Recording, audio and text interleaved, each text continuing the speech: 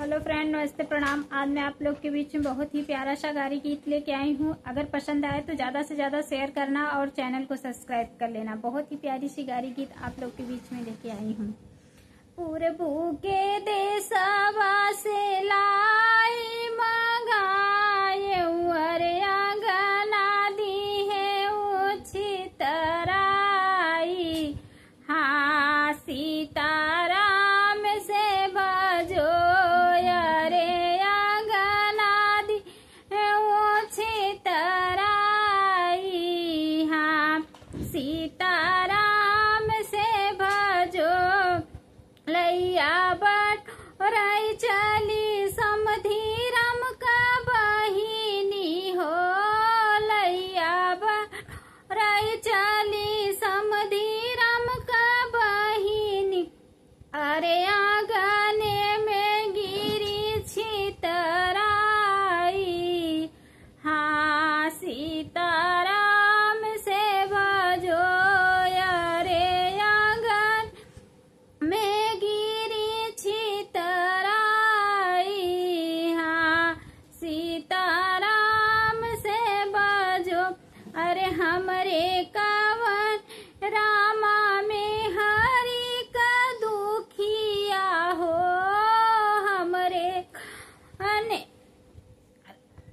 रामा में हरि का दुखिया हो। अरे छिनरऊ के लिहले उठाई। हाँ, सीताराम से भजो अरे छिनरऊ के लिहले उठाई।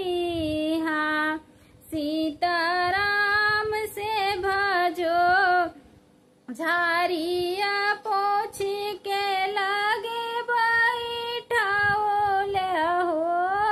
झारी पोछी के लगे बैठाओ ले हो। अरे चला छिनरऊ से जिया हमारी। हाँ, सीताराम से भजो अरे चला छिनरऊ से जिया हमारी। हाँ, सीताराम से भजो कैसे के चली हम तो हरि से जरिया हो।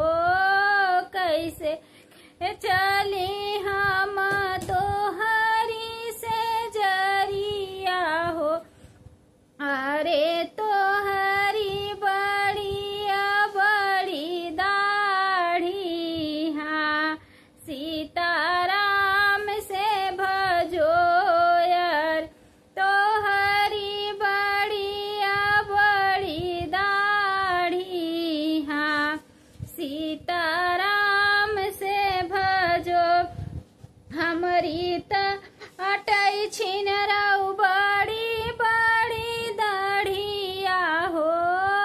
हमरी बाटई छिनरऊ बड़ी बड़ी दाढ़िया। अरे तू बहुत छिनारी। हाँ, सीताराम से भजो यार तू बाटू बहुत छिनारी। हाँ, सीताराम से भजो पूरबू के देशवा से लाई मंगायूं हो। अरे अनादि है ऊँची तराई। हाँ, सीताराम से भजो यार आंगना दी है ऊँची तराई। हाँ, सीताराम से भजो। बहुत बहुत धन्यवाद। गीत पसंद आए तो ज्यादा से ज्यादा शेयर करना और चैनल को सब्सक्राइब कर लेना।